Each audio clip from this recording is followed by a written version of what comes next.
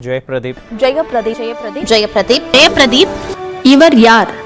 சட்டமன்ற உறுப்பினர் இல்லை, பாராளுமன்ற உறுப்பினரும் இல்லை, மத்திய மாநில அரசுகளின் அமைச்சரவையில் இடம்பெற்றதும் இல்லை, வாரிய தலைவரும் இல்லை, அரசியலை பயன்படுத்தி வாரி குவித்தவரும் இல்லை, ஏன் இவர் கட்சியில் பெரிய பதவியில் கூட இல்லை, தனது செல்வாக்கினை பயன்படுத்தி அரசு அலுவலகங்களில் தலையிட்டதும் இல்லை, பிற கட்சிகளில் உள்ளது போன்று வாரிசு என்பதற்காக அதிகாரம் செலுத்தியதும் இல்லை.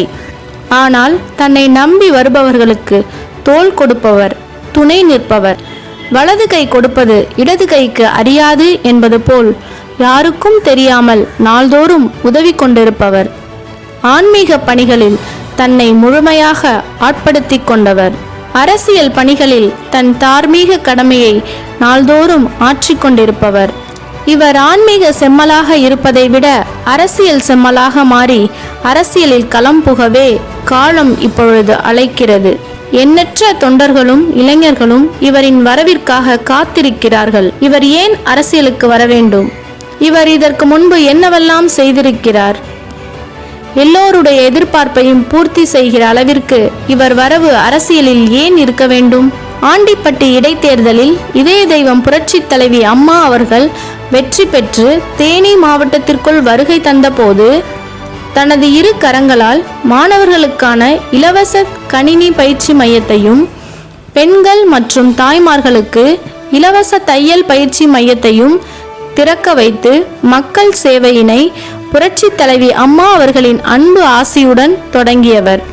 கொரோனா நிவாரண நிதியாக தமிழகத்தில் தனி ஒரு நபராக 1 கோடியை தமிழக அரசிடம் நிவாரண நிதியாக வழங்கியவர். மதுரையில் 3ஆம் பாலினத்தவர்கள் சாப்பாட்டிற்கு கஷ்டப்படுகிறார்கள் என்பதை கேள்விப்பட்ட இவர் அவர்களின் 1 மாதத்திற்கு தேவையான அத்தியாவசிய பொருட்கள் மற்றும் மளிகை சாமான்களை வழங்கினார்.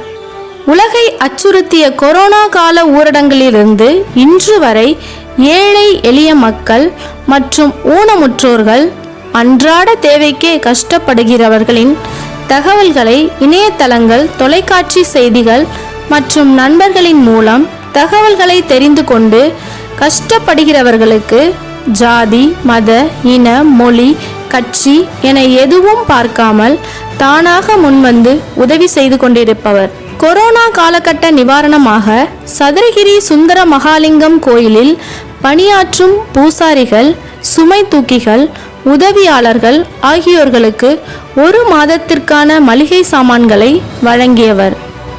உதவி என்றால் அது ஏழை எளியவர்களுக்கு தங்களால் இயன்றதை செய்து கொண்டிருப்பதுதான் என்று நினைக்கும் பொழுது தேனி மாவட்டத்தில் மலைகளில் வாழ்கின்ற உயிரினங்களுக்கும், குறிப்பாக வானரகங்களுக்கும், பழங்களை எதிர்பார்க்கும் உயிரினங்களுக்கும் உணவுகளையும் பழங்களையும் வழங்கி வரும் மனித நேயர்.